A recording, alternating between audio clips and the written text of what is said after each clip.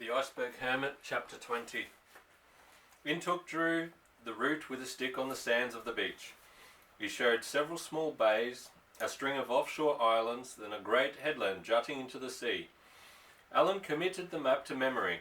The hunters had no maps or charts, nor could they write, but they had excellent memories and were capable of tracing a coastline with their knives on a flat piece of bone, or drawing it from memory on sand or gravel.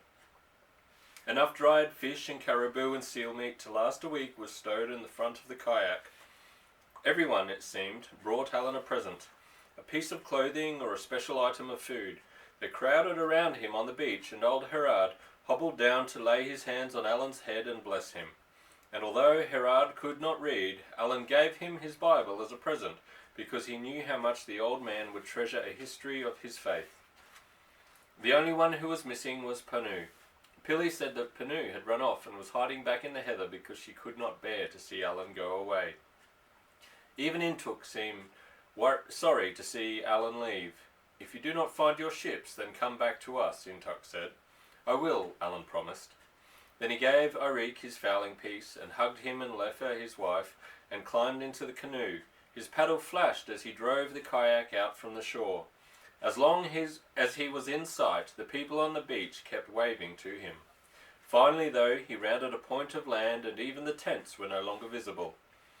By now Alan had learned how to handle one of the tribe's skin canoes, and he had made slow but steady progress, following the shoreline to the south. It was strange, but he now felt homesick for his friends. He had grown to love their simple ways and quiet dignity.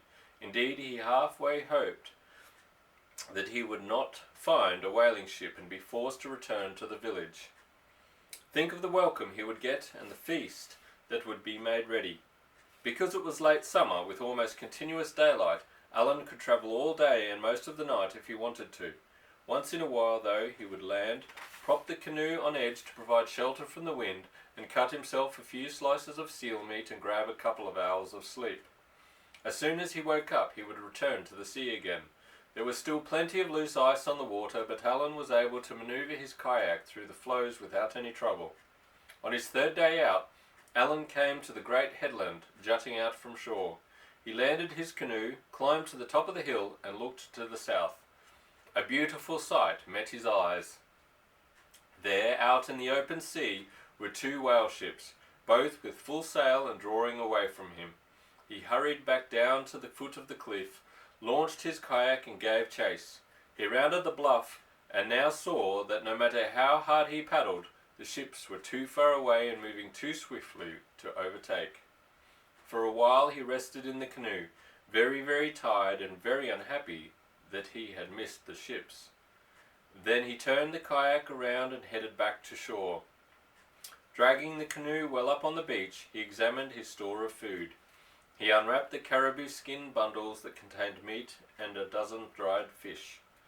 He had enough, if he ate sparingly, for another 4 or 5 days, maybe even a week. He would camp there on top of the bluff and keep an eye on the open water to the north. There was still a very good chance that more whaling ships would be coming through, and like the ships already gone past, they would probably sail within sight of the bluff. The high bluff was a good landmark, and unless a ship came through while Alan happened to be taking a nap, he was almost sure to spot anything heading for the point. Making sure that his canoe was well above the high water mark, Alan unloaded half his food to be carried to the top of the bluff. The rest of the food he left inside the upturned kayak. If he needed more food, he could come back for it later. On top of the bluff, he stored the meat and fish under a layer of rocks. He scraped out a hollow on the windward side of his rock pile and settled down to wait. He would camp there until his supply of food ran out. Then he could always go hungry for the 3 or 4 days that it would take him to return to the tribe. His only problem was water. However, he knew that some of the ice floes were made of old sea ice from which the salt had already been melted out. All he had to do was paddle out and locate an old floe.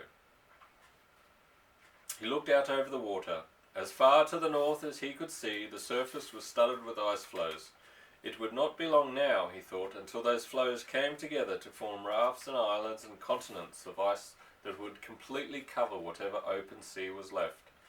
Because he had nothing to do, he decided to make a stone landmark, a tower of rocks and stones that could be seen from far out to sea.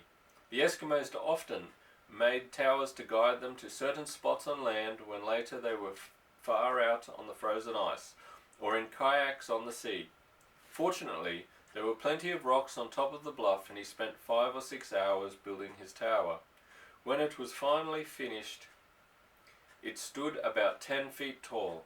Then Alan took the canoe paddle, tied a caribou wrapping skin to the blade, and stuck the paddle on top of the tower. Finally, he stood back to admire his handiwork, his signal for help. Now if he were sleeping and a ship drew close, his makeshift flag might be enough to draw a landing party. As he waited, he thought how foolish he had been to give away his fowling piece. He might have been able to shoot some birds, ptarmigan or seagulls, or even use the shotgun to signal with. On the other hand, it would have been hard to keep the gunpowder dry in the kayak, and anyway, Irik needed the gun more than he did. It was just as well. He had brought along his carving knife. He needed it to cut pieces of the frozen fish and seal meat. After years of use, the knife looked nothing like the knife Alan had picked up on the Ann Forbes. The blade had been ground away so much that it was only half the length that it used to be. In fact, Alan had to be very careful when using the knife. The metal was now so thin that the blade might easily snap in two. As the hours passed and Alan waited in his shelter, he grew more and more lonely. It was the first time since the Ann Forbes had gone down that he found himself completely alone. Always before there had been either the members of the tribe or Nancy for company. He wondered now where his pet bear was, and supposed that she had already raised several families since leaving him. He still missed her, and he knew that he would miss his Viking descendant friends. He had grown to love them all, even Intok. Often he had spent weeks at a stretch with 6 others confined to a tiny igloo or tent, with hardly room to turn around. Such confinement either made for deep hatreds or long-lasting friendships. And he had been very lucky in that only friendships had grown out of his experiences. In fact, after he and Irik had almost starved to death on that one trip, they had come to love each other, and Irik often called Alan his brother. As he waited on the bluff, Alan was tempted several times to give up his search and return to the tribe. He had been happy with those simple and kind friends of his, and anyone who remembered him back in Aberdeen would remember him only as a young lad who had been lost at sea. Even his mother and sisters would have gotten over his disappearance by now. And Nancy? It was when he thought of Nancy that he knew he had to go back. He had promised her that he would return, that nothing would happen to him, and he intended to keep that promise. One thing his long years in the Arctic had taught Alan, and that was patience. Where another, less experienced man might have paddled up and down the shoreline looking for ships, perhaps losing himself or dying of exhaustion, Alan calmly waited on the bluff, knowing that if any ships were still around, they would eventually pass his lookout point. He did not have long to wait. The next day he spotted sails to the north, what appeared to be a 3-mast bark. He grabbed his paddle, came running down the bluff and launched his canoe. He set a course that would cut across the vessel's path, paddled out and waited. Several hours later the whaling ship bore down on him, its deck crowded with curious sailors. Alan rested his paddle across the kayak and shouted up, "I'm a shipwreck, a castaway, can I come on board?" None of the sailors made any offer to help, and the captain, standing on the quarterdeck, angrily waved Alan off, making signals for the kayak to return to shore. Alan was stunned and for a moment unable to think.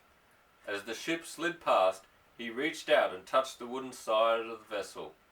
He had touched a ship bound for Europe, a ship that could carry him back to Scotland, and yet no one on the ship would even talk to him.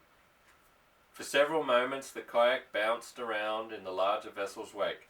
Then Alan drove his small canoe out of the rough water and rested for a moment as he stared after the whale ship. He found it hard to believe what was happening. They had actually no intention of taking him on board. It's the end of chapter 20. Good night.